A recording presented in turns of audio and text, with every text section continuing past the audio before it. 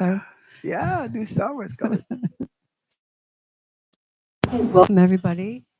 We're going to start off with a reading from New Science of Mind, and Leah's going to take that over for us.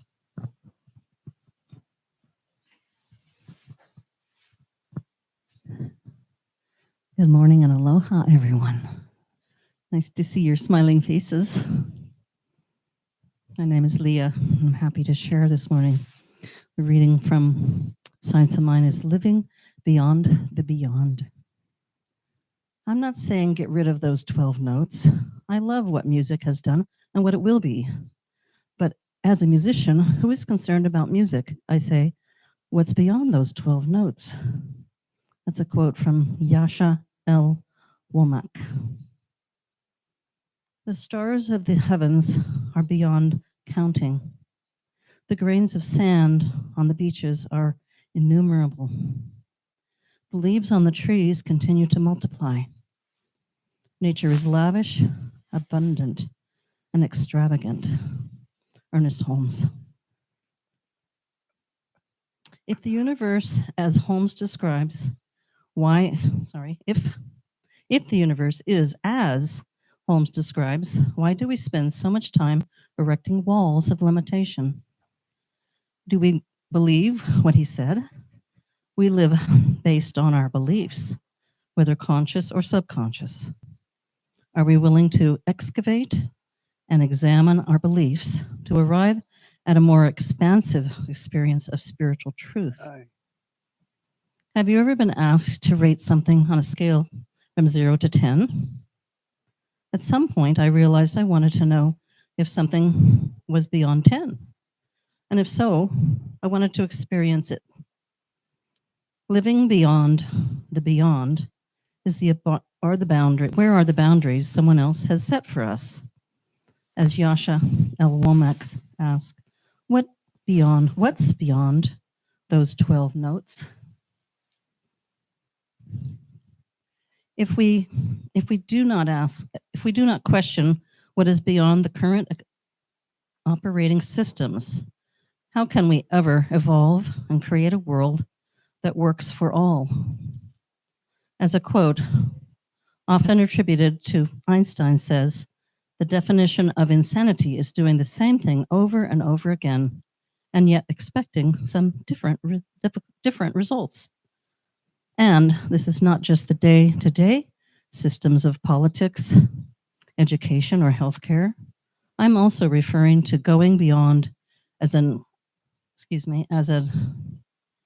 anthropomorphic God. Easy for you to say. Yeah, easy for me to say. A trans-spiritual life is one where we take to heart what Holmes' words were.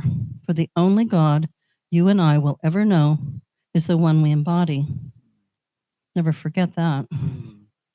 Accepting that, we can move beyond the idea of a God that exists somewhere out there to the embodiment of God right here.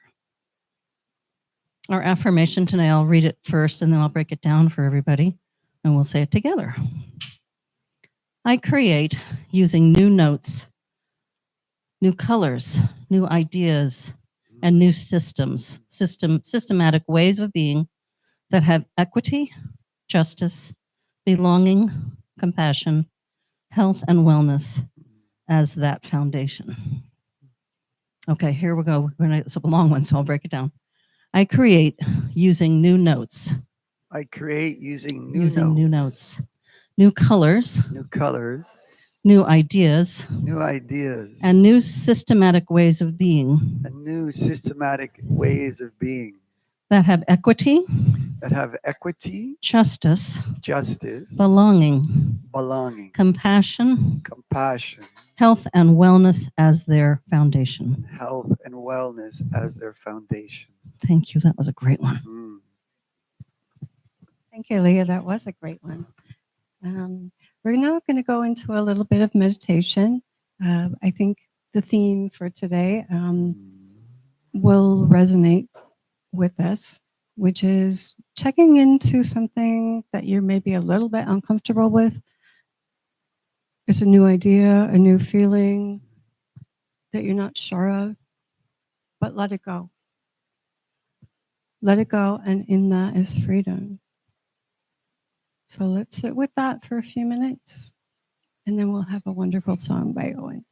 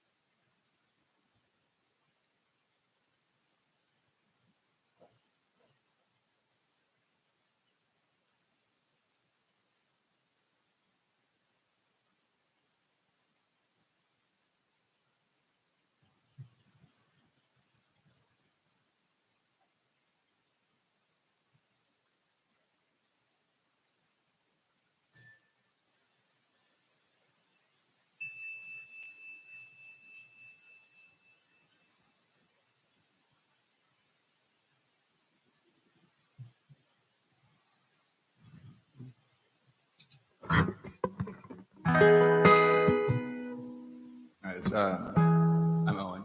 Thank you for having me back. Appreciate you guys. Good morning. So this next song is called "The Weather." Fundamentally, it's just about like optimism and kind of the recognition. It's like a same theme as the Serenity Prayer. Knowing the difference between what you can and can't change, and not get upset about what you can't.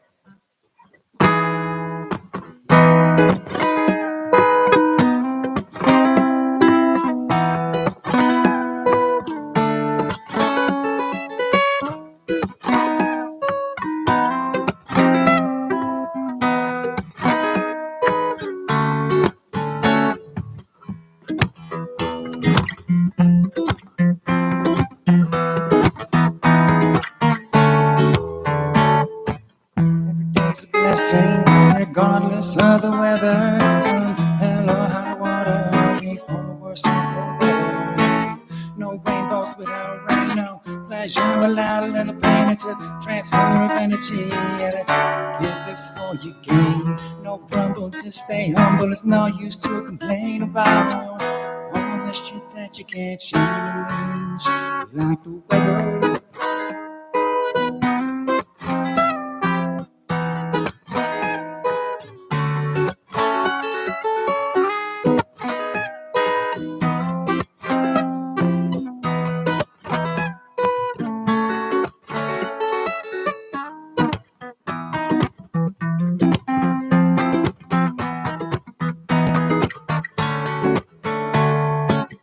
These winter island days becoming shades of gray. December brings reflection. How I can change my ways. What part of yourself can you afford to lose? What are you holding on to? There's really just no use. No grumble, just stay humble. It's no use to complain about all that shit that you can't change, like the weather.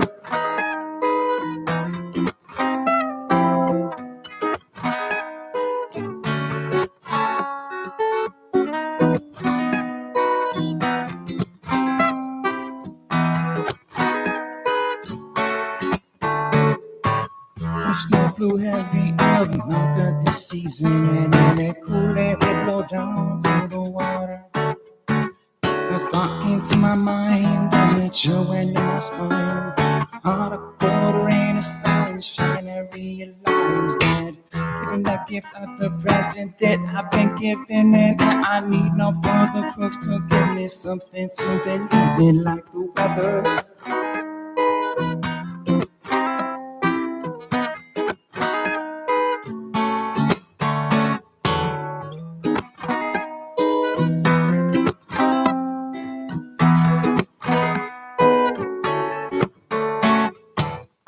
Though my moon, like the moon does wax and wane, there's magic to be found in all of that mundane. No pain goes without rain, no pleasure without a little bit of pain. It's a transfer of energy. You gotta give before you gain. No grumble, just stay humble. It's no use to complain about all the things that you can't change, like the weather.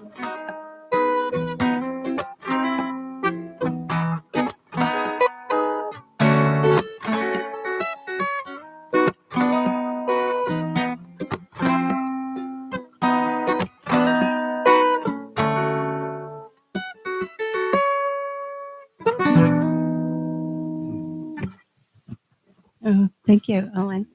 That's beautiful. Do you write your own songs? Or, yeah. Wow. Thank you for coming here today and sharing that with us. Wow. Awesome. So here we are at New Thought Center in Kealakekua. And I'm Cindy. I'm your facilitator today. And this is our wonderful Kai, who many of you know. I'll be introducing him more a little bit later. A little bit more about New Thought Center. Do we have any new folks here today? Is anybody here for the first time? We're all old timers. Okay, great. Oh, is that a hand? No. Okay. Awesome. Okay. So our mission here is to provide a sanctuary of aloha for the nourishment and development and evolution of everything. Thank you. Okay, say no more. Thank you, Charlie. Another part of our program here. Oh, and by the way, thank you to all of you tuning in on the internet. If we have any viewers, you can find us also each week. Oh,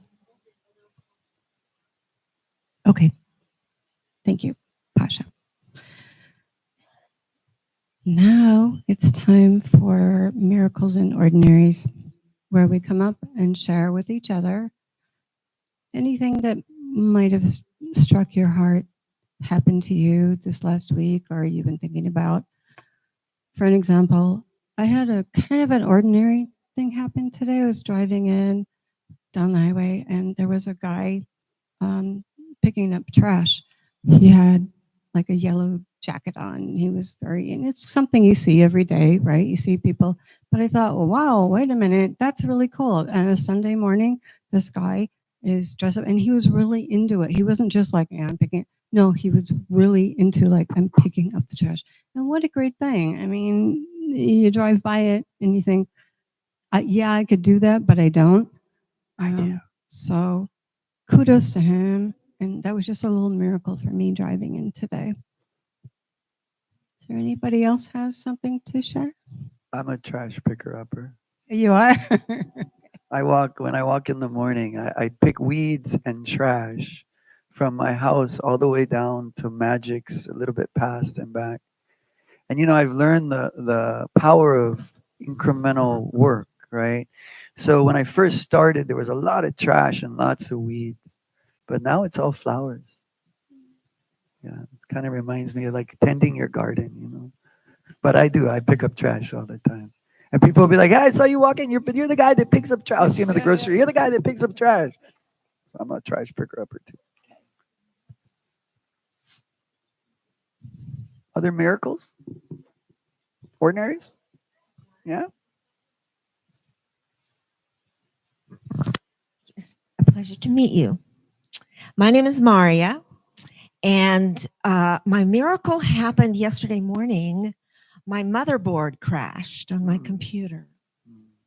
I was in the middle of a important, and I kind of went crazy, like, oh my God, because I have so many things going on. And I called Dan at PC 911, who lives down by Kainalii, who has a computer shop. And I said, this just happened. You know what? And he says, I don't know, bring it in. Right now? Right now. So I went down. Within 3 hours. He had found out that the motherboard crashed. He had a loaner that he gave me, and he took the hard drive on my old one and put it on the new. And he accepted 9 Art Waves flags that the children made for peace to put up in his shop. And it was like a really nice fit because I've been wanting to do that, and I had them in the car, and so I took them up. And I thought, this is great. My life is going great. And then I went down to, and I saw Mayumi Oda, the wonderful artist that I haven't seen in years. She had a stroke but she's looking so good and so beautiful. That was like amazing. I haven't seen her in years. And then I went into the grocery store and I ran into another old friend that I hadn't seen. So it turned out that this day of like being sad that I had lost something like my mother, my sister, my friend, my computer, it turned out to be this great loving day of actually building community. So that was my miracle. Cool. Thank you, Maria. Anybody else have something to share this morning? Okay. All right, we're a little ahead of schedule today, but it's okay. With everybody, we'll introduce our speaker. Let's do a This- question first. Oh, the question first. Yeah, that'll burn some time. Okay. So let me first say what the topic is for today, Yeah, and that might yeah. we're looking at insights and practices on the clairvoyant path with Kaimana, and he has a question for all of us to ask, and we'll pass the mic around, and in 1 or 2 words, if you could answer the question. So my question is not, do you know what clairvoyance is? That would be our question. But how do you know when something is true or real? Like, how do you know? In a few words or less. Okay, I'll start. I'm Cindy, and I know in my gut.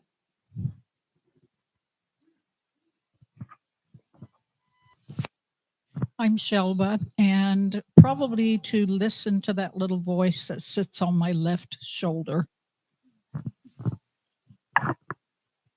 I also have a voice on my left shoulder.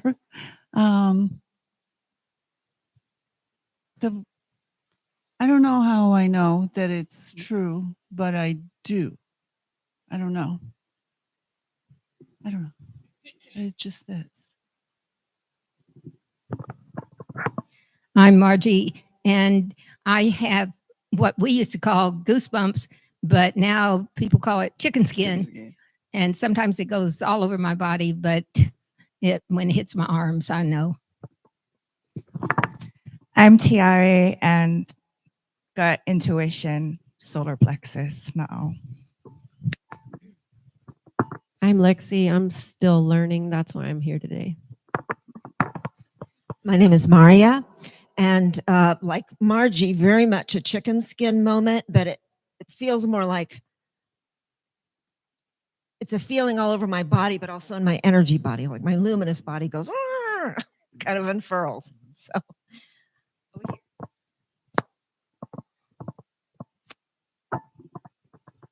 I'm Leah, and yes, the gut. I get an intuitive hit. Feels powerful in my opu, and there's a knowingness about it. When it hits me, I feel it, and then I know it. I'm Patty, and I would say I just use my intuition. Hi, I'm Susanna.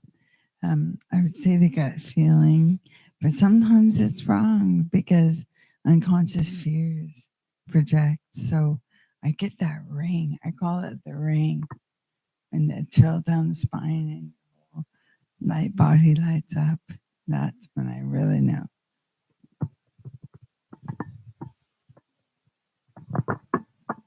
I'm Bert. I guess I never really do know. I go with the odds. So it seems like the right thing at the right time. I may change my mind later, but at the moment I just go with what seems right. Feeling, I guess.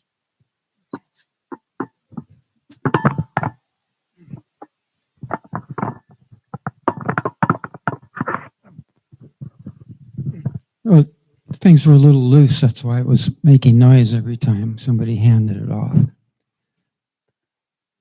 As far as the truth goes, I just tightened it and it worked. I was pretty sure. All appearances are fake news. None of it's true. Only the truth is true. Like that is a definite feeling of just peace and knowingness and letting the rest of it go. I'm Stephen. I'm Pasha. And I guess what the information I get from my senses, I usually rely on. And sometimes I do trial and error, like what Stephen just did with the microphone. And if it works, it works. But when I get an idea to do something different than what I had planned, that's when I feel like it's a special gift from my spirit beyond the logical mind.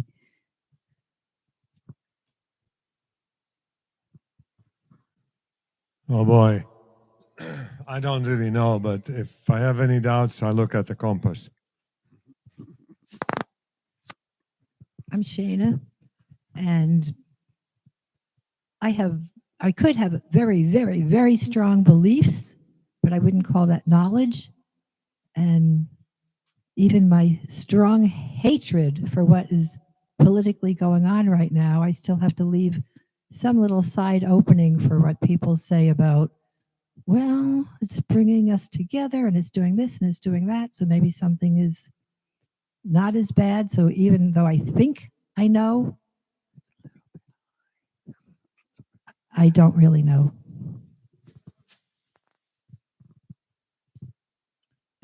Karen. I kind of feel like the other question is what's true, and I don't think there's that many things that are really true. It's just a few real basic, simple things that are true. In context to just what's going on with me around in my life, I kind of get a kind of a reveal, gut sort of feeling about something that I go with because it's the right thing at that time. That's kind of how I go.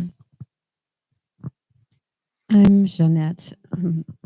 I actually believe that there's as many truths as there are people, and that my truth can change too. So whatever I feel strongly is my truth at the time. And I usually feel pretty strong no matter what someone else says. If I feel strong, that's what I believe in. And whatever they say is their truth, and that's fine. I'm Kathy, and from the time I was 6, I had an experience. I was brought up Catholic, and I remember being at a mass, and the priest on the altar was saying how those that didn't believe in Jesus were going to hell. I was 6 years old, and I can tell you that my heart has a filter, and if there's not empathy, and it's 6 years old, your empathy, believe it or not, is pretty clear. So my truth is the filter of my heart. If it doesn't come from empathy, then it's not true. I am Jatayu. What was the question? How do you know something is real or true? Or even real? How do you know it's real? How do you know what you know? Yeah.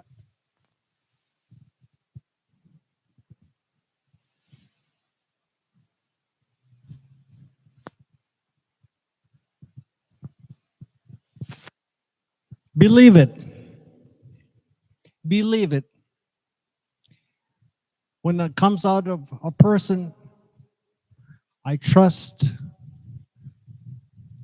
I will see the truth in their energy. The vibes. The vibes. I feel the vibes.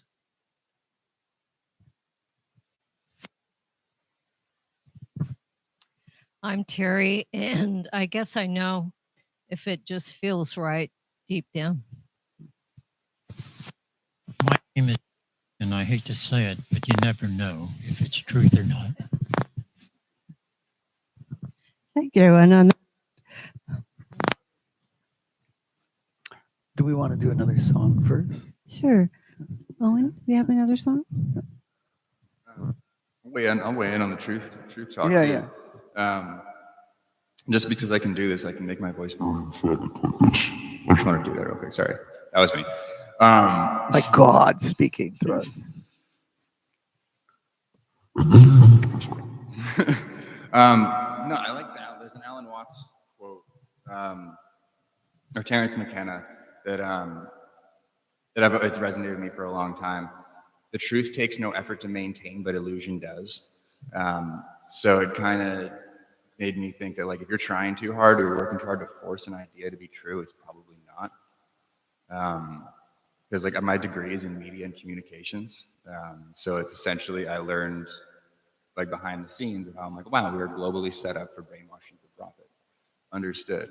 So many of the things that I thought to be true about myself, I'm like, that's the result of someone teaching that to you. Okay. So like that's the result of somebody teaching that to you. Like more largely what we know is to be true is all relative, right? So like I think there's only relative truth in relation to someone's own personal nature, which I think takes an amount of humility and self-knowledge and going back to how kind of like in the ways you were when you were a kid, and then kind of basing actions like based on that before so many different external variables and different kind of emotional slants and motives pushed and pulled people this and that way to become who they think they are and how they get the subjective notion of truth when perhaps it's been serving somebody else's agenda for a very long time. Is that true? Who knows? I don't think so. Like, so the depth of truth, I think, is a big spectrum, right? So we can say, like, did you take my car keys? No, I didn't. That's not true. Like, you know, we all know that too. But yeah, so I think in living in accordance with one's nature, but based on some level of like actual self-discovery and knowledge about who that version of yourself is, because then lots of actions can be taken to be some character that you're not. You know, we can give a long answer to this question. It is a very long answer to a simple question. Yeah, I know. We could. Yeah. We could How keep do you know going. something is true? And maybe that was the clearest answer. I don't know. That's an honest answer. But so there's a naturalness to it. Yeah, but fundamentally, yeah, like you don't know. Like truth is subjective, and truth is what you decide to believe and what you decide to make real out of all the thoughts and feelings you have until they're made into reality. They're just abstract things and kind of waiting to be grabbed out of the ether by whoever's willing to make them into a thing. Yeah, so I think we can, like, in that sense, truth is semi-malleable. There's like universal truths, right, that we all have to get on. or real. How do you know something is real? Because maybe truth, we all have like I can tell there's a lot of ideas about truth. So that's why I use the word real. Like, how do you know something is real? Fact check it. Or maybe what's real for you. Yeah. Say again? No, you're on for the song. Okay. Yeah.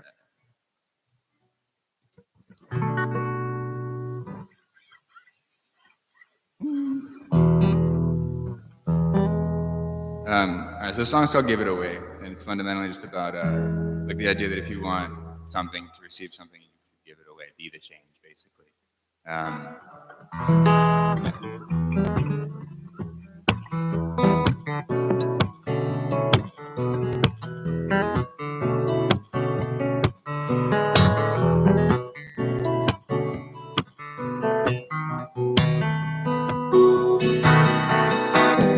I'm the creator every day, every way, and the reality I see manifests from what I say. So I'm done complaining. It's too damn tiring, too mentally straining. Keep carrying that weight, so I let it go away and express the love within my soul. Love for what I do, and then I get to do it always. The more I give, it's the more I gain. So if I don't love, I gotta give it all away. It's all evident for what you do, what you say. If you want love, give it away. Give it away. Yeah, give it away.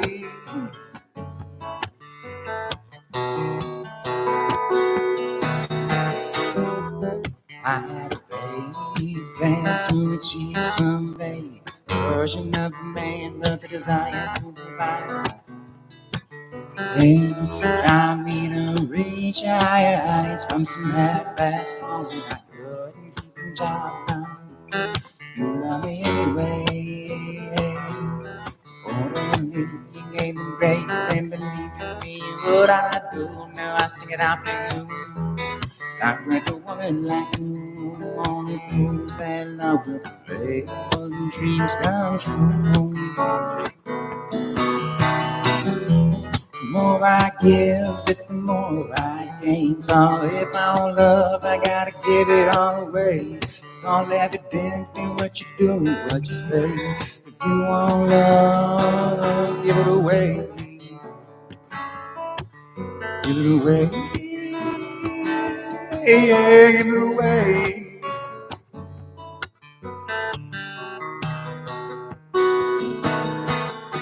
So hard to build what is built to last.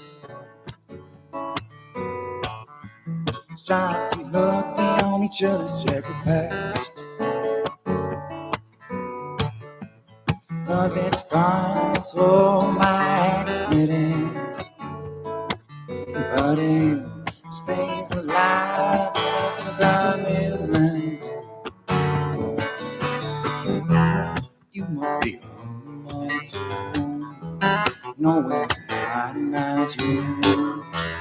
Endless price of melodies and valuable truth. The more I give, it's the more I gain. So if I don't love, I gotta give it all away. It's all evident in what you do, what you say. If you want love, give it away. Give it away. Yeah, give it away.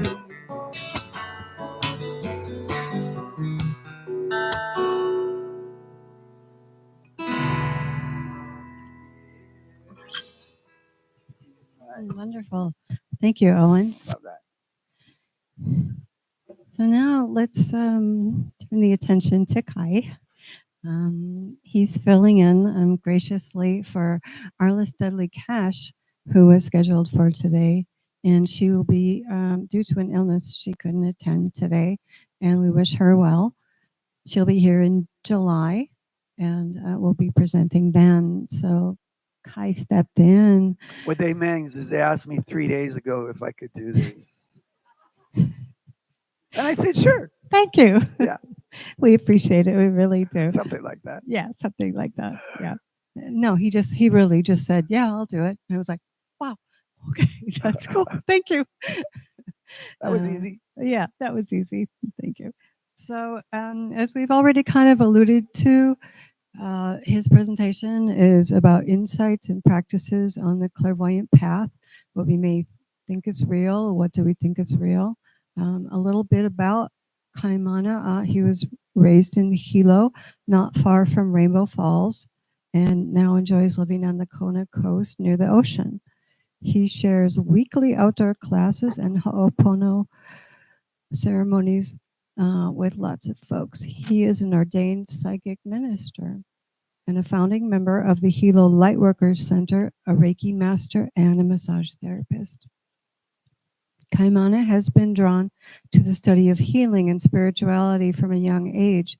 He took pre-med courses at the University of Puget Sound and did postgraduate work at the Fuller Theological Seminary.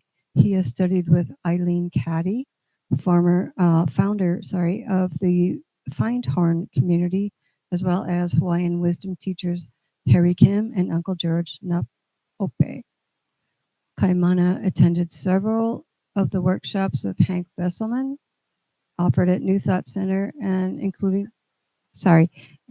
he attended several of the workshops with Hank Wesselman offered here at New Thought Center, including the final one in March of 2020. Kaimana also plays several roles in the New Thought community, including musician, sound technician person, crystal bowl coordinator, Sunday speaker, and board member. Anything else we have? I put the chairs outside. Oh, okay. Wonderful. We all know Kaimana, and we're looking forward to your presentation. Thank you. Thank you. Thank you. Well, aloha, everyone. Welcome. Yeah, ikomo mai. Um, so to kind of step back a moment, I was asking the question about how you know. When I was approached to talk, I said, "Well, I'd love to talk about like how to develop your psychic awareness," and like a lot of people have a little bit of judgment or belief about that word, yeah, and it's always interesting to see how words affect our consciousness, yeah. But like for example, Pasha asked me, "What's the difference between psychic and intuitive?" And I think that's a really great question. Yeah. So many of you in your answer to the question say, well, I feel, right? We would call that clairsentience in the spiritual realm. And I will share that early in my path, I was very clairsentient. I could feel everybody's energy. But that made me really at the effect of everybody's energy. Yeah, I would get on the bus and I'd be like, "Oh, you're dealing with that, and you're dealing with that, and you're dealing." Wow, it's like, and I would like have to pull my energy in. Yeah. Now I teach yoga, and my goal or role is to expand my energy as bright as possible. Yeah, and not be at the effect of other people's energy. Like I can feel it, but I don't have to be affected by that feeling. The other one that happens a lot is from the seventh chakra. So I don't know if that was clear. That's from the Na'au, right? We feel, yeah. But from the seventh chakra, we know things, right? Spirit tells us something, maybe a little being on your left shoulder or however it is, but you just know what you know. And that is also another aspect of being intuitive. In fact, I would say that's intuitive, is that you just know. And when I first started at the psychic program, my teacher kept saying, get in your sixth chakra so you can see, so that you know, rather than just downloading from spirit what the answer is. Because I'm really good at that. Like I can open my seventh chakra and just know stuff. But seeing is believing, right? You've heard. And I was surprised, like nobody said, well, I see it, and so I know it's true. Or I touch the fire and it's hot. And so I have that experience, that memory that fire is hot. So I know that fire is hot from my experience. Or I might see something. And so I know, oh, like, the clouds are coming. It's probably going to rain or whatever. Like we know because we see.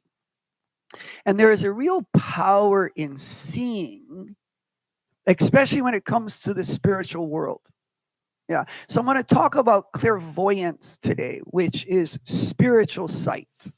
Yeah, and it is a shamanic practice. I believe like everything that I've done on my path of life has been a training as like a shaman or a kahuna. I wouldn't call myself a kahuna. I'm more of what we might call a kaumana, which is a student.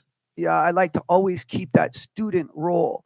I teach yoga, but I love to take other people's yoga classes so that I'm always in the role of student. But I want to back up in my own personal story and talk a little bit about my childhood and about being raised here in Hawaii. So I was very fortunate that my mom had a lot of what we might call women's intuition. Yeah. She always knew when something was wrong. She knew when people were passing, like she could feel their spirit leave the body, even if they were on the mainland or someplace else. She'd be like, oh, grandma just died. Like, oh, how do you know? She's like, well, I could feel that. Right. She had that knowing. And she knew when people were in trouble.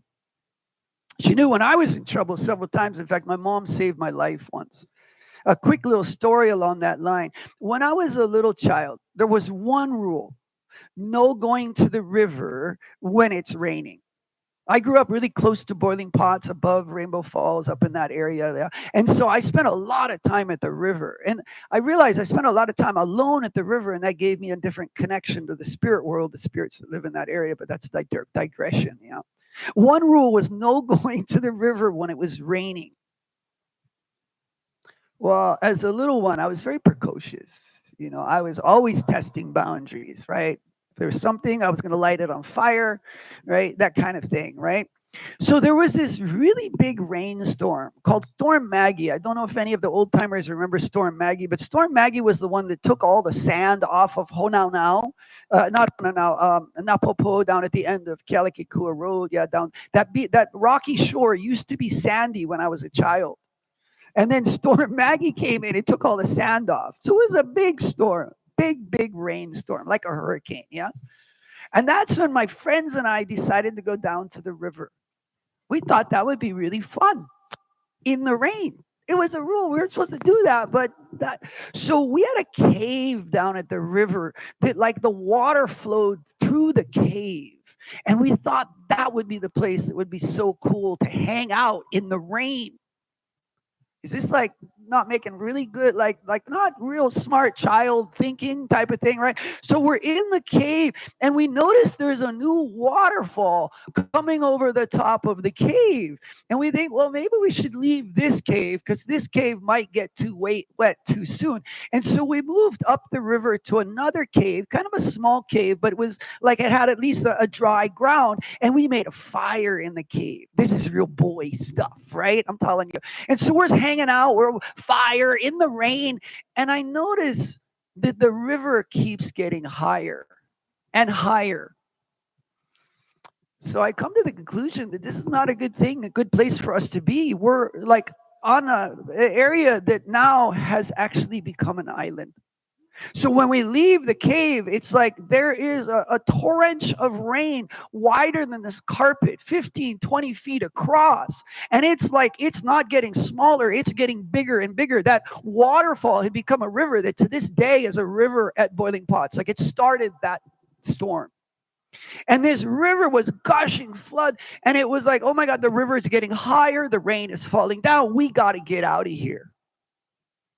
And so I analyzed the situation. I thought the only way to do that is I have to jump across that area.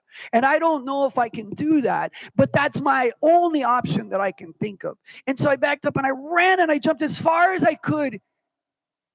Now I should back up. It's good, right? My mom had a feeling that something was wrong. An anxiety attack, a feeling, whatever. She started like almost having a panic attack. And she told my dad, something's wrong. The kids are in trouble. And so my dad calmed my mom down. And, she almost went like into a meditative state. And she was like, oh my God, they're at the river. So my parents came up to the river to see if we needed help. And they were up. I don't know if you've ever been to Boiling Pots, but there's an overlook where you can look down at the river. And my mom and dad were there in the rain with their umbrellas as they watched me jump across the river. I didn't make it.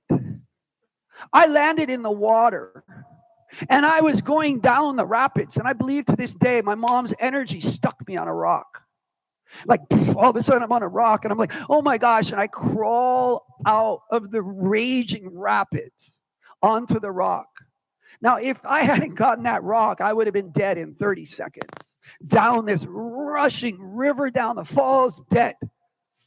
Yeah, but my mom had seen that and she, no, right?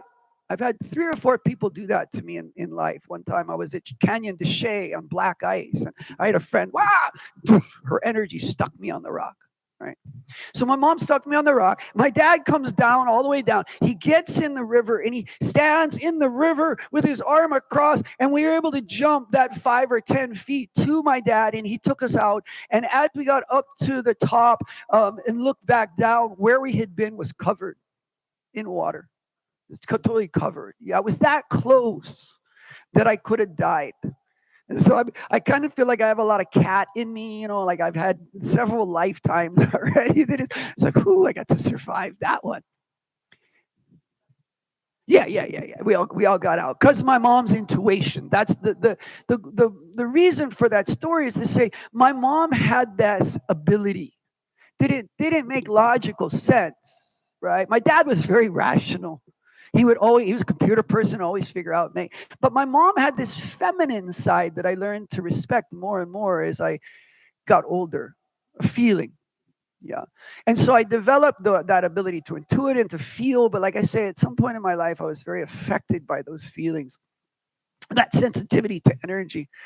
Well, I would go off to college, and while I was in college, I would discover two things. Yeah, I should back up and say that I'm part Native American. I have a little bit Cherokee in my blood.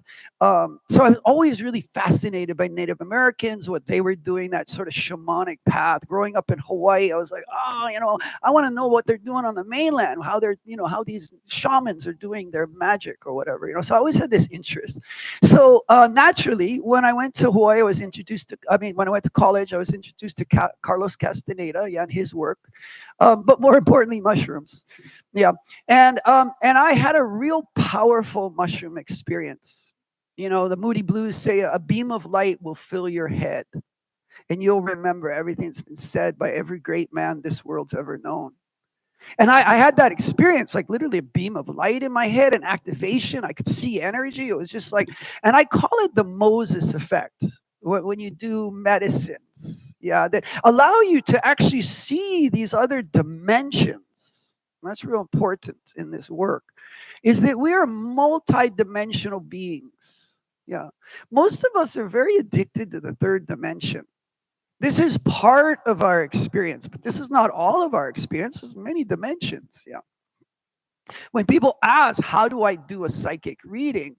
I go into my pineal gland and I look into other dimensions.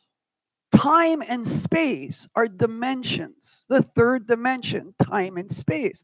So I have the ability to look into the past or look into the future because it's just a dimension. That makes a little bit of sense. Yeah. So I had that experience. And the other experience I had, I started doing meditation. I got really into Edgar Casey's work. Yeah. And so I learned hypnosis and got really into meditation.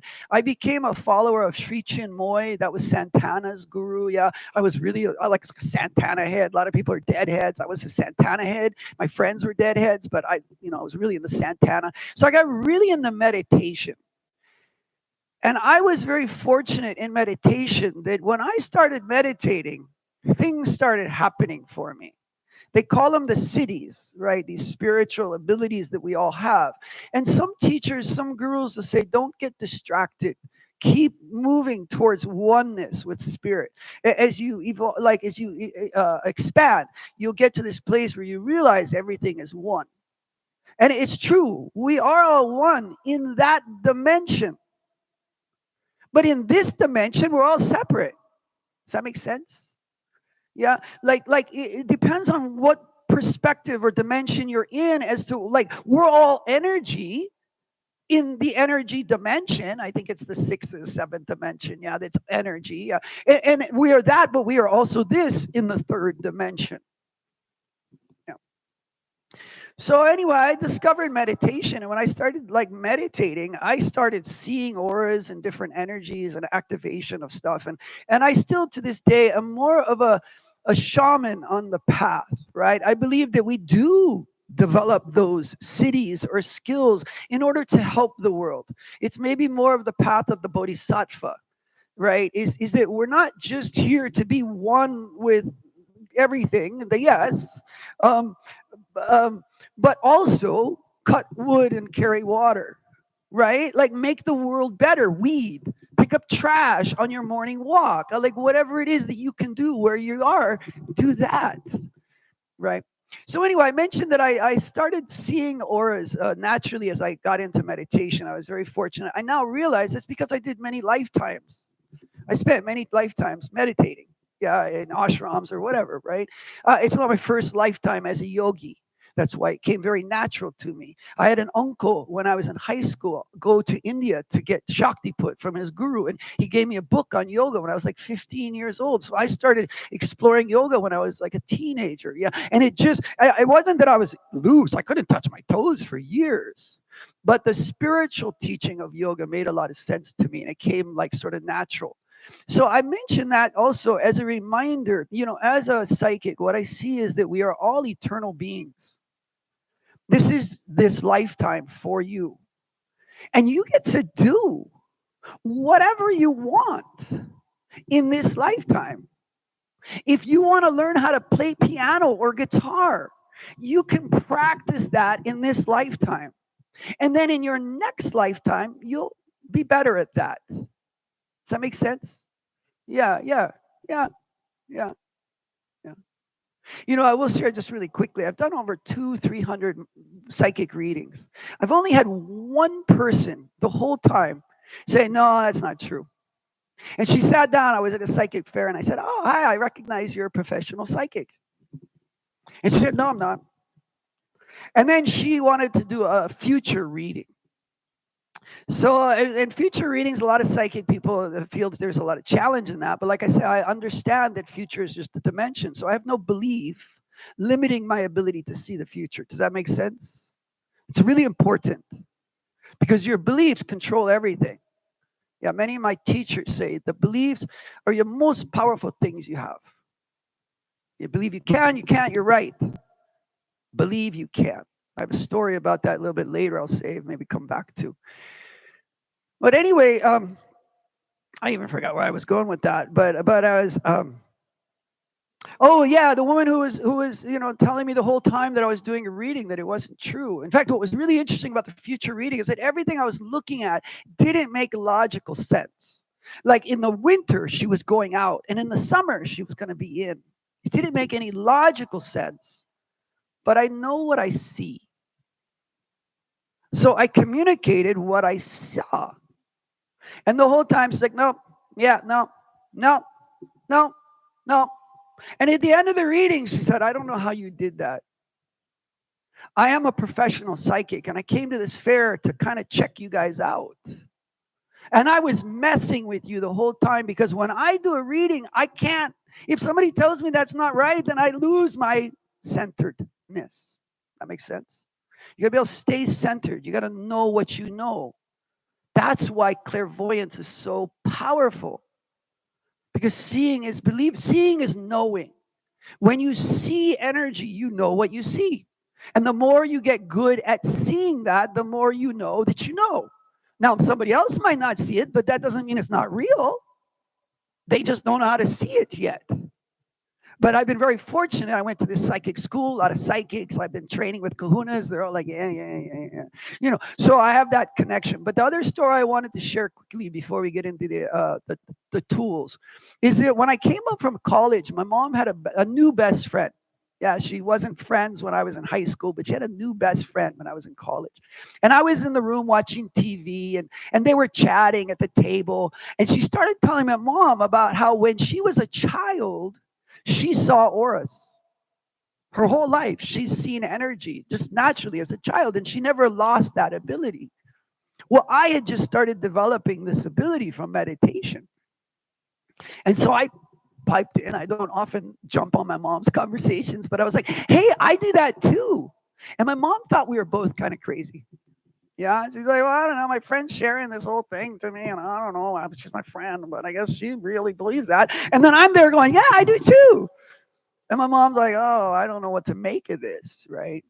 But we had this really cool connection, and she really started me on that path of deeper. She connected me to a kahuna in Honolulu who we did a lot of the phone talking and training and so forth. One of my first kahunas that I actually got trained by. And then he suggested I read the book Joy's Way. Yeah, that was one of the first books written on energy medicine. At the time, I was actually pre-med. Yeah, so I was learning a lot of the science around healing and so forth. And so I was actually going into the hospitals to work with patients. And I started laying hands on the patients. And then I'd go back a week later and they'd be gone, right? Or a day later and they'd be gone. Healing after healing after healing. So I realized that I was activating these healing abilities. Yeah. And I've gone on since to become a Reiki master. I was really fortunate in college that I got scholarship to a thing called Training a New Age Priesthood at the Chinook Learning Community. So in Washington State, there's an island that has a community called Whidbey Island, has a community called the Chinook Learning Community. And they're a sister of Findhorn. I don't know if anybody's familiar with Findhorn, but Findhorn was a place in, I think, Ireland or Scotland. It was very, very cold. And Eileen Cady, she wrote a book called To Hear the Angels Sing. And she was working with the plant divas. Yeah, to actually have this amazing garden in the snow. Like, and there's been like United Nations conferences there. It's like a place, right? You can read a book called The Finhorn Gardens, talks about that. And so I was really fortunate to train under her. And like I said, I was gifted this training to be a part of this, all these teachers from around the world. And so I always joke and laugh and say, well, and here I am. Can I set up the chairs? Yeah. What can I do? Can I pick up trash? Yeah. So I eventually I made my way. I met a woman at work once, and I'll just keep it simple that way. And she was in the Berkeley Psychic Institute, and so she kind of got me going to classes and learning different things at the psychic church. Yeah. So like I said, I was very fortunate because I was amongst thousands of people who all had the ability to see. And you'd be like sitting in meditation, and all of a sudden you see something walk by, and you'd open your eyes, and everybody else would be like, yeah, yeah, she's got a lot of beings or whatever. It was like the space where everybody was psychic and very affirming psychic. Yeah. Now, one of the ways that they would teach you how to do psychic readings is they'd put I should back up and say, I'm sorry. My teacher came out to Hawaii, and she wanted a psychic reading from me. And so I said, well, let's meet down at Honau now. I figured that was a sanctuary of spirit. She could hear more clearly. We wouldn't be distracted by spirits. Who was it? Somebody was like, man, there's so many spirits here in Hawaii. It's like, yeah, I know. So we went down to Honau now so that I could very clearly read for her. Yeah. And to summarize, she moved out to Hawaii and started, I think it's called the Hawaii Clairvoyant Center of Hawaii. They are actually next week celebrating their 28-year anniversary. So there is a psychic school that's been here on the island. My teacher came out and started the school and so forth. Yeah. And I kind of connected with them, but never worked at the school here, but I worked at the school on the mainland. And I've read a lot of her teachers and so forth. But the way that they would do it, they teach you all these different skills, and I'm about to teach you a bunch of techniques and so forth. And then you would sit in a reading next to somebody who was more of a senior reader. And you'd be sitting there in meditation, and you would think that they are reading what's in your head, because you would be seeing all this stuff that they're talking about, and that would build confidence. Right? I'm seeing what they're seeing. Confidence. That's most important. Yeah, it's developing confidence in your spiritual path so that you know what you know. And I suggest that seeing is a really good way to know. Because I know when I see something, like when I see it in the spirit, like that's true. Now, I also have a tool that I'm going to teach you on how to know. There's lots of different tools, but I'm going to teach you a tool to know. Simple, yeah. But so the way that we would do that is sit. Now I'm going to start teaching you the tools. Sit with your feet flat on the ground. You'll notice a change in your energy from your legs crossed. I think there's a conditioning of women that we're teaching women to sit cross-legged. It spirals your aura, if that makes sense, and it disconnects you from the earth to some extent. But when both feet are flat on the ground, it actually centers you down to the ground. Yeah. The position that we take is typically much like in Egypt. Yeah, there's the statues, I forget, Luxor or whatever, the statues of the Egyptians sitting, hands on the legs. And so go ahead and close your eyes and become aware of your spine. And the very bottom of your spine, the sacrum, and then off of the sacrum, there's what's called the coccyx. I will call it your tail just to make sure there's no confusion about what I'm talking about. Yeah. But at the very base of the spine, you have like a tail, and drop that tail energetically all the way down into the ground. Now we're on the second floor, so you can just imagine this line of energy going down your spine, down the sacrum, down your tail, all the way through the building, through the earth, all the way down, plugging into the very center of the earth. And you don't have to be in your brain about the center, but just intend that you are plugged into the earth, all the way down to the very center of gravity. That there is a line of energy running down your spine, connecting you to the center of the earth, to the center of gravity. We call this a grounding cord. Make it bigger. Make it as wide as your hips. And let any heavy energy just flow off your body down the cord. One of my favorite techniques is to flush the energy. So imagine that you're sitting on a toilet, the grounding cord is like the toilet, and go ahead and flush any negative energy that you no longer need down the cord.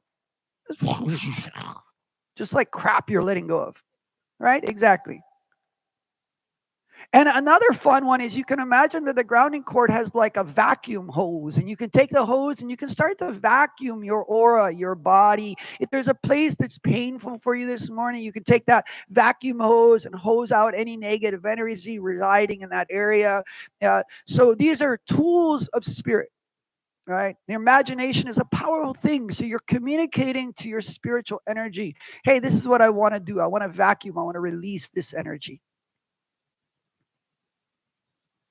Good. Grounding cord, nice and strong, nice and vital.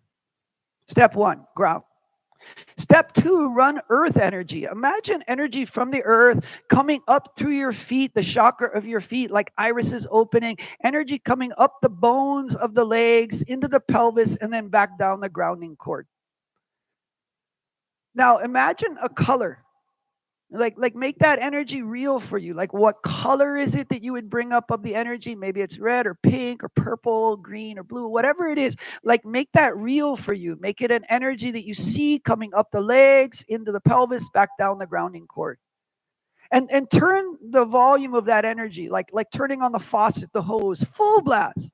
Like, let that energy really rush up the legs, into the pelvis, and back down the grounding cord.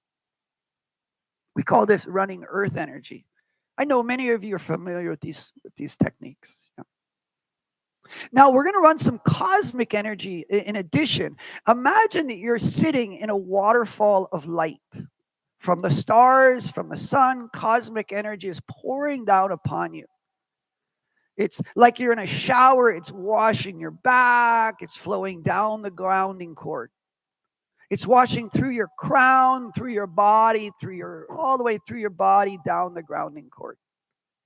So energy from above flowing down, around, and through you, and energy from below coming up the legs, into the pelvis, and then back down. This is the first step of running energy, running earth energy, running cosmic energy. Now we're going to gather in the bowl of the pelvis as if we were mixing a stew. We're mixing those two energies. By the way, also the cosmic energy should have a color. It might be the same color. It might be a more metallic color. I oftentimes find my cosmic energy is more bright, brilliant, metallic almost, yeah. And mix them in the pelvis and bring them up the front of the spine. Yeah, bring it up to the first chakra, the second chakra, the third, the fourth, the fifth, the sixth, out the top of the head, fountaining out the top of the head, and flowing down the arms at the neck. So we have energy running in the body.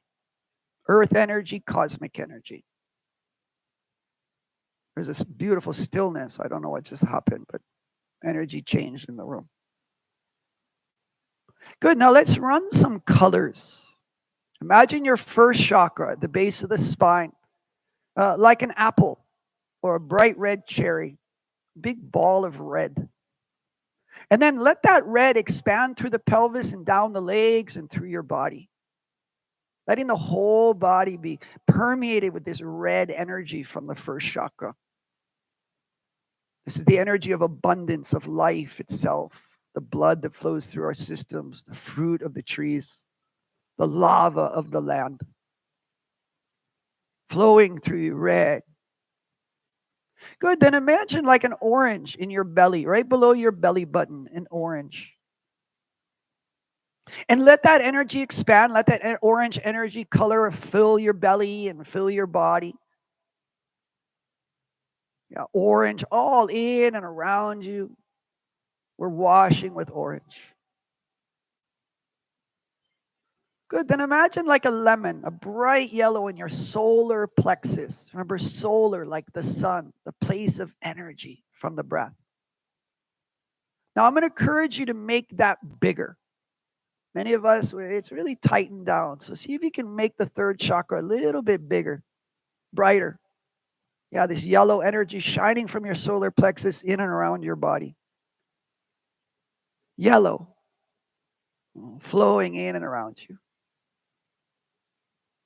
Good. And then we come up to the heart, maybe like a green apple, like a really bright, brilliant green. You can see that in the heart. And then again, expand that. It could be gold if you prefer, but we're working the colors of the rainbow here. So working with that green energy, the green of nature, that healing. It's like divinity is saying, I love you always throughout nature. Green flowing in and around the body, healing, new life. Good. And then up to the throat. Yeah, you could imagine a blueberry, bigger. Yeah, like a big blue ball in the throat. And like water flowing out of it, around the body, down the arms. We have creative channels just above the elbows. You can wash that area full, like washing with the blue light.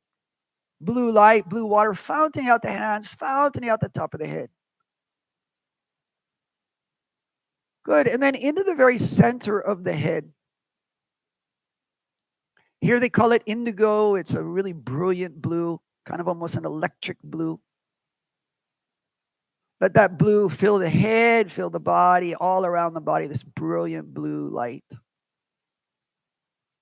And then up into the crown, violet. Yeah, and imagine that you have like a violet crown, and make your crown bigger, like not just the dot at the top of the head, but almost like a funnel or a king, queen's crown that you expand up. And again, be aware that there's energy coming down, flowing through you, energy rising up, flowing into the legs, and then rising up through the spine. Now, with this awareness of the chakra, we're going to connect a line from the sixth chakra out in front of you, about where your hand would be. So if you extend your arm out, you can imagine that about there, about 2 feet out in front of you, create a screen. Imagine like a screen, just like a TV screen, large screen, yeah, format. All these things that we use in the physical world are great in the spiritual world. People say, I don't see. Well, close your eyes. Imagine you're watching TV. Can you remember something you've ever seen? Oh, yeah, that's easy. Imagine a screen in front of you. Take a line of energy from the sixth chakra out to the screen. And like as if you were shining a light from the sixth chakra onto the screen. And then create a line of energy from the seventh chakra also out to the screen. So we connect the sixth and seventh chakra to the screen. Now, if it feels like to you, you have a lot of energy on the screen, you're not sure about that, you can also drop a line of energy from the screen, grounding the screen to the earth. But this is how I do readings. This is how I was taught to do readings, is to see on the screen what is happening. Now, imagine a rose. What color is it? Is it the whole stick or just the flower? Is it blooming or tight like a bud? Good. Pop that rose. Just let it explode. Good. Now take another rose, and this one, use it with your energy body and clean your energy body with this rose, just like it was like a feather duster. You could take it all through your aura. I find the shoulders is a really good place to clean. You can use this rose to kind of clean through your head, around your heart. Any place that's painful, use the rose as if you were cleaning up spider webs all through the body. Good. And then just toss that rose out and see it explode. You can see that on the screen if you like, or just out of your space. Good. Create a bunch of roses. They can be on the screen or they can just be in front of you, like a dozen roses. What color are they? Good. Blow them up. We call this moving energy. So the way that we do a reading is we run the energy through our body, clear any crap that's keeping us from being completely present with this person or this situation, and then look at what's happening on the screen. What is spirit showing us? Now, I want to give you one other tool, and we call that a truth or a lie rose. So again, create another rose, this time with a stem on it, and see that rose vibrant. And then ask yourself a question and notice what happens to the rose. I find if something is true, the rose stays strong and bright and healthy. And if it is not true, the rose loses energy, it wilts, it drops. So I have a real powerful tool at anything that happens in my life. Somebody can tell me anything, I can hear something on the news, I can watch something, like, is it true? Now, I know some people will use like a pendulum, to get an answer from their unconscious. But the unconscious knows. These are all tools to connect to your spirit. We could use a feather instead of a rose. Yeah, you're welcome to kind of open your eyes. It's just about the end of my time, but I wanted to share with you those different tools. Yeah. Meditation is the best practice in the shamanic world. It's one of the reasons that we teach it in all of our traditions. Sit and be silent and notice what's going on. Like, what's your ego saying about this, that, and the other thing? You got to quiet that if you want to see.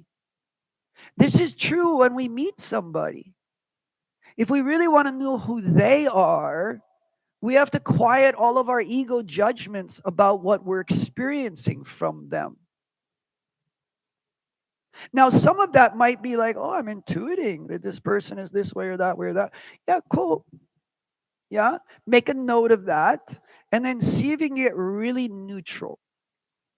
Now, I will end by saying in the psychic program, what we say is that the people that come for a reading are there for a reason to reflect to us things that we're not looking at about ourselves. So when I do a psychic reading, oftentimes it's like, oh, this person has kidney issues. There was a long time in my life where people had kidney issues, and I was really looking at like, how does that work? Because I have kidney issues. I don't have that anymore. I eventually blew that, right? I transitioned that energy. So hope that was enjoyable and informative for you all. Again, if you practice, I highly encourage, sit, ground, run energy. Just even doing that will help you.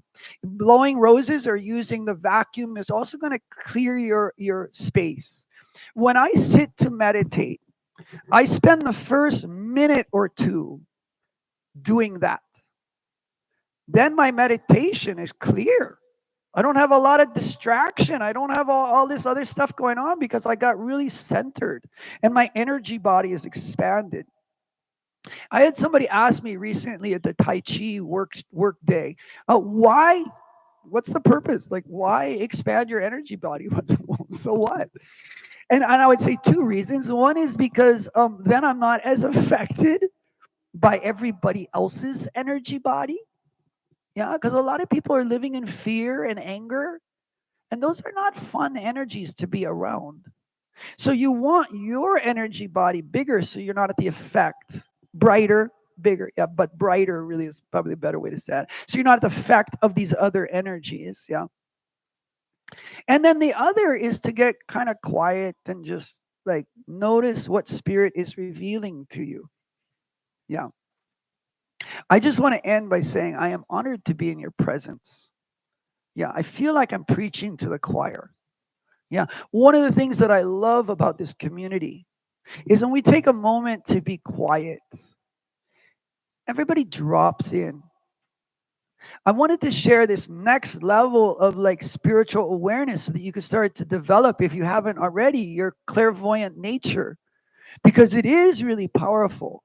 Like when you see something, like, oh, this, and then as you vocalize that for people and they say, oh my God, that's exactly what's happening in my life, you begin to gain confidence. Abraham Hicks, yeah, It says that life is like this experience for us to grow and like learn by doing. Like, oh, I want to create something. Create it, and then you have that experience, like confidence, like I could create that. Can I just end with one quick little story? I'm reading again Think and Grow Rich. Yeah, if you haven't read it, I highly recommend it. Not so that you can grow rich, but because it's all about the power of the mind and faith and belief and using your mind, just like we knew thought, yeah, to manifest. Yeah. I did the book as a group, like we had a reading group, and we all read the book, one chapter every week, and we shared, yeah. And at the end of the book, we went to it was called the Millionaire Mindset Weekend. Yeah, it was this free weekend for people to use their mind to create wealth. And I thought, since we're all in this energy for the weekend and the book, let's win the lottery. I thought that would be a really good, fun experiment, right? If our thoughts can create, then can we create that? And I just want to say really quickly that I have been in line next to a person. I was going to buy a lottery ticket, and there was on the wall these two checks, and they both had the same name. And the woman said, "That's the guy in front of you right now. He won twice." And so I was like, "Wow, how'd you do that?" And he's like, "I always focus on the numbers." Makes sense. At that time, I was playing a lot of randoms, right, and so forth. So I played my parents' birthdays, combination of my parents' birthdays, and that won $200 million. I didn't buy a ticket that time. Yeah. But I learned a really valuable lesson that you can do that with your mind. So I was trying to get my team on board to like, let's do this. And we got 6 of the 7 numbers. And when I shared this story with somebody recently, they said immediately, that's because somebody in the group didn't believe that was possible. Completely.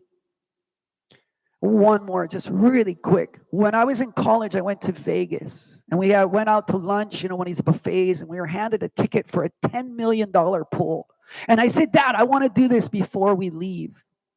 And my dad was like, "Yeah, whatever, okay." So we go to the pool, yeah, and it's these 10 bingos, yeah, and this big lever, and I pull it, and it goes bingo, bingo, bingo, bingo, bingo, bingo, bingo. And I had the thought, no way. I had a moment where I remember to this day, I thought, no. And it went, boop, and then bingo. And the guy looked at me and said, "I've been here for about 20 years. That's the closest anybody has ever been."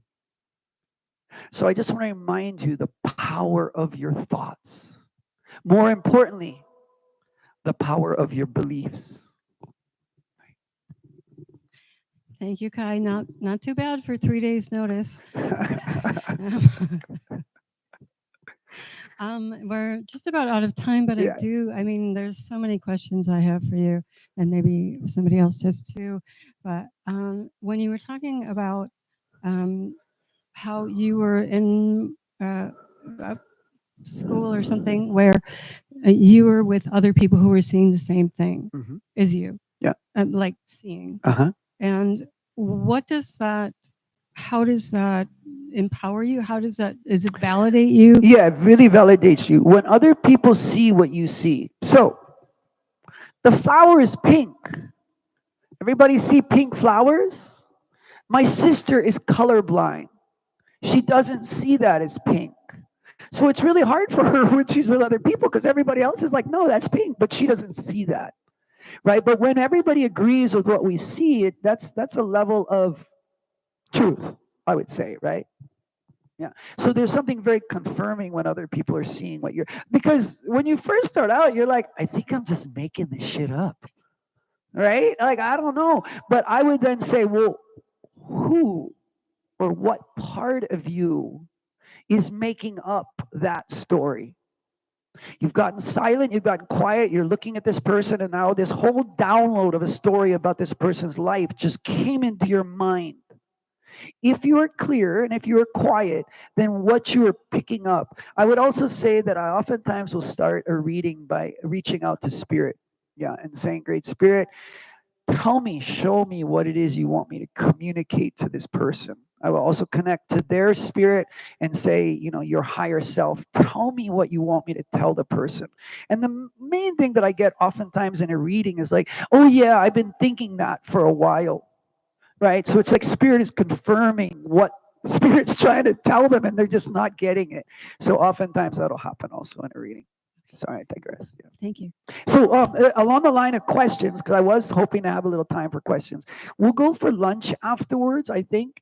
And we've talked about the possibility of the Chinese food, which is really easy, but also the corner pocket, which is down the road. My first choice is Thai food, but I don't think the Thai food is open anymore. But if people wanted to join us for lunch or anytime you see me around, I'm happy to answer questions about the psychic world or the spiritual realm. Yeah, it's something that I have a lot of experience in. So do we have any takers for lunch today after service? So I think we're gonna go to Corner Pocket. Okay. There's like an outdoor table there. They do omelets and different things. Yeah, 3, 4, 5. I saw 1, 2, 3, 4, like half the service. Cool. Hopefully there's questions. It's like, yeah, great. Okay, awesome. So I see about 8 or 9, Yeah. 10, something like that. We'll get a table for like 10 or 12 people. Okay, we'll meet there after service, right around maybe noon or. Yeah, So noon if is we all always wanna- good because everybody who's working to clean up a little bit of time. We also want to pass the bowl. That's the other thing. So we're gonna have some music and pass the bowl, like the offering bowl. Okay, I also have some announcements, but we'll do that. Let's maybe take a little breather. Owen, if you could play us some more music, and then we'll pass the bowl. Any offering that you have is appreciated. Right.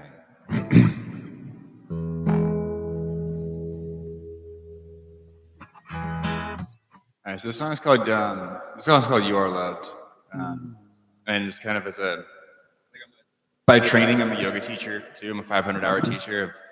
And anyway, so recognizing that like a lot of the time that we get into this or that kind of trouble or suffering or whatever, it's predicated on a sense of like you've forgotten a nature about yourself, you've forgotten a fundamental truth about yourself.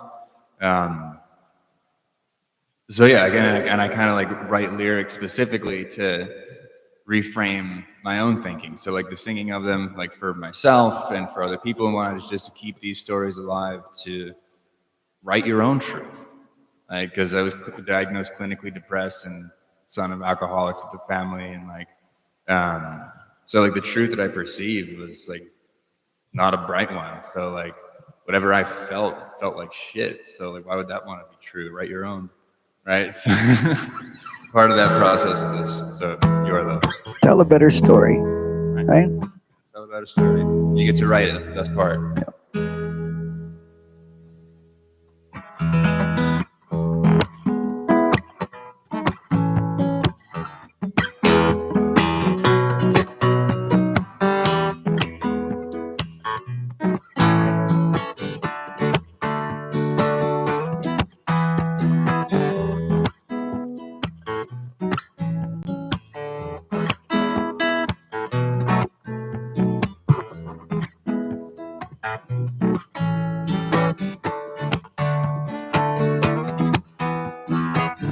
Every day something's bound to go down. Gotta take that smile and turn it to a frown. Those who love you and are always thinking of you, unavoidably connected, you should never forget. 'Cause when you are standing alone, thousands of miles from home, it don't seem so solitary. Go ahead and dial that phone. On the other line, you'll find a voice loving and kind, there to remind you that when you're scared and unprepared, you are loved. No matter where you roam, you'll always have a home, 'cause you are loved.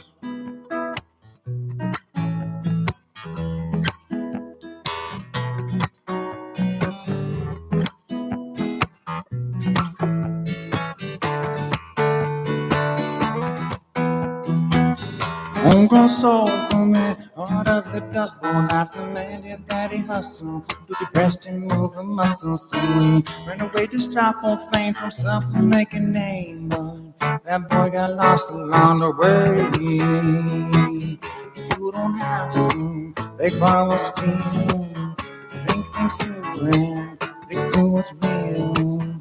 Friends and family, someday will rub up at me. Will provide what's missing inside, make you feel what you wanna feel. But if your feeling is no good, then hit the road. You should. The people you need to plant the seed are somewhere in the woods. Because it's true, man, we're human and we are each other's keeper. Born of the same mother, follow your path and you'll reach it. 'Cause when you're scared and unprepared, you are loved. No matter where you roam, you'll always have a home. 'Cause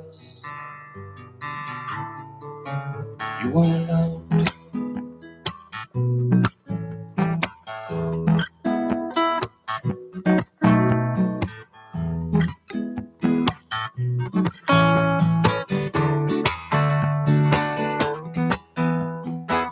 After a long hard day, gotta clear your mental closet. But you just meet disappointment. No money in your wallet. There's a cliff, why not jump off it? That's just some crazy ass thought. And every breath you take is sacred and you are appreciated. So don't hate it, just take it for what it's worth. And that's the world you see is true for everybody. Gay, straight, black, white man or woman, even things are gone not human. 'Cause when you're scared and unprepared, you are loved.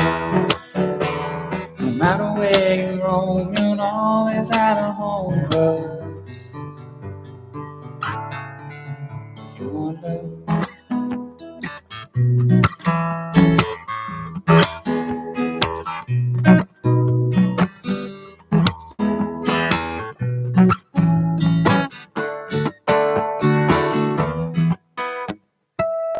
Yeah.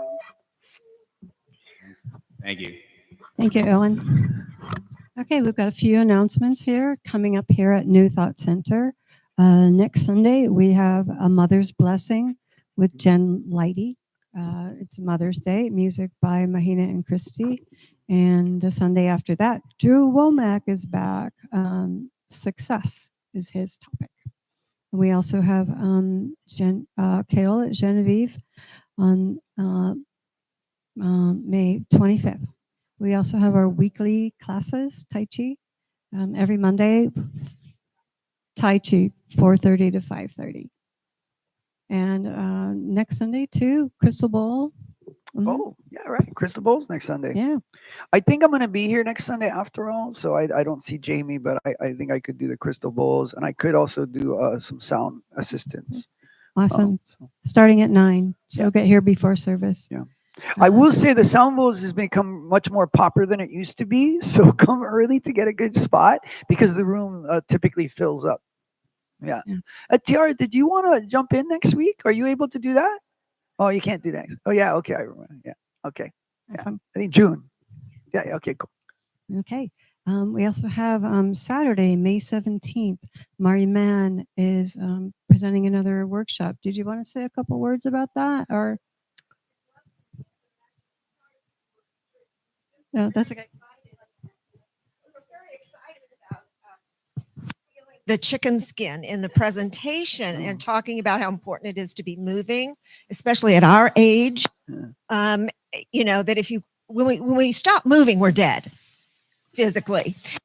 The more that we move and the more unconventional movement, novel, that's actually creating new movement pathways in the body, can restore the spinal cord, can restore the brain, can increase memory, can do all kinds of amazing things, including enhance our spiritual journeys in these multidimensional realms that Kaimana is talking about. So we're very excited about the Love Continuum. 4 hours long. You think you'll relax in an hour, and you do. And then you let off another layer of tension and colonial the second hour. And then the third hour, you let go of a lot of your emotional programming. And then by the fourth hour, you're able to move as our true selves. Love the work. Love Continuum. Thank you, Maria. We also have an invitation for prayers.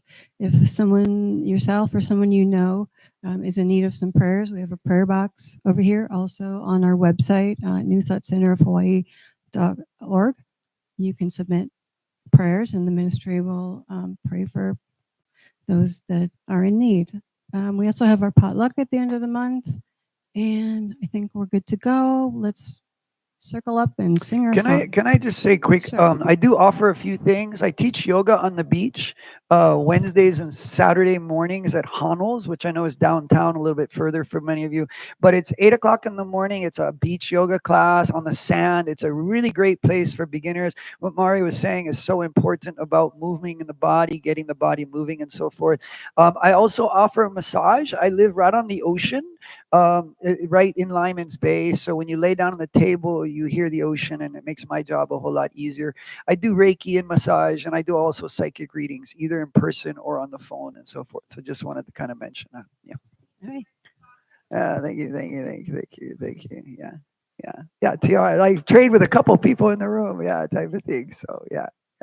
So, yeah. Then we'll close up. So I love the emphasis with the reverb when I was talking.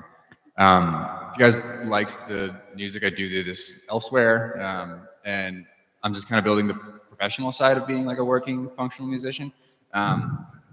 Every hour of practice does not pay a penny. So I have made a Patreon page for myself to basically, in whatever fashion or size donation anybody feels like contributing, could be as little as a cup of coffee for a practice session, but it can come out automatically. So I don't have a link, so I can if anybody's interested in that, come find me after while I'm setting up. I will have some more coffee and kind of cruise for a little while. But if you're not interested in being a financial contributor, by the way, that money would go to equipment, time, food, just stuff, because I do a lot of hours that just don't get paid. And otherwise, but my email address or my email list at owencostellomusic.com. It'll just ask you for an email prompt. Is the best way to stay in touch with just new music, what I'm doing, where we're going, shows, stuff like that. But yeah, I'm kind of gradually just you're catching me pretty early on in the functional state of all those things, so it's all pretty green. And I also teach freediving, and I have a freediving course coming up on the 26th to the 28th. So that is breath hold diving up to 20 meters, up to a 4-minute breath hold. Nice. So talk about relaxation and presence and all of the actual application of being able to let go, not just talk about being able to let go. Try freediving. But owencostellomusic.com or patreon.com /OwenCostelloMusic, or you can just talk to me right after. Join and listen. We'd love to keep in touch and kind of build that music community. Awesome. Thank you. Circle up. Circle up.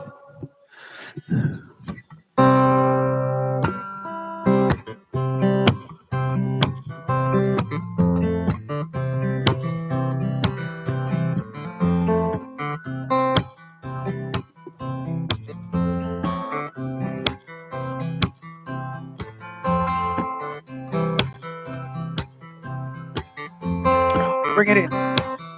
Bring it in. You'll feel the difference when the circle's connected. Cool.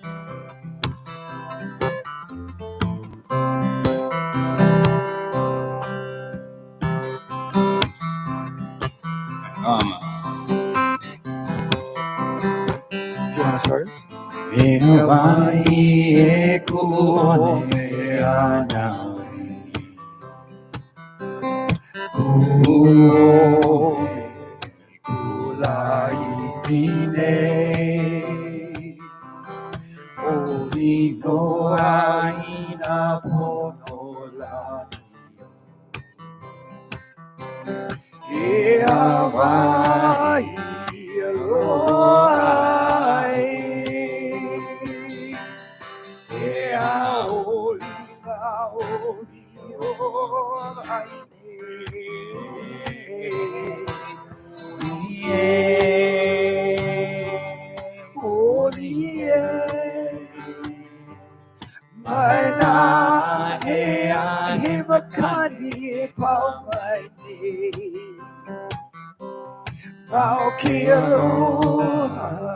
no vai. E aoli na opio vai ne orie orie vai na e ai makani e pau vai ne Vau que aloha no vai. Vau que aloha no vai.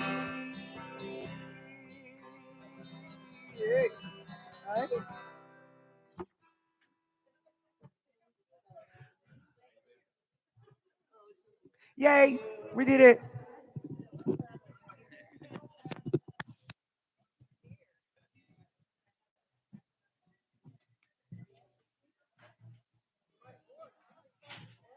Yeah, I'm only using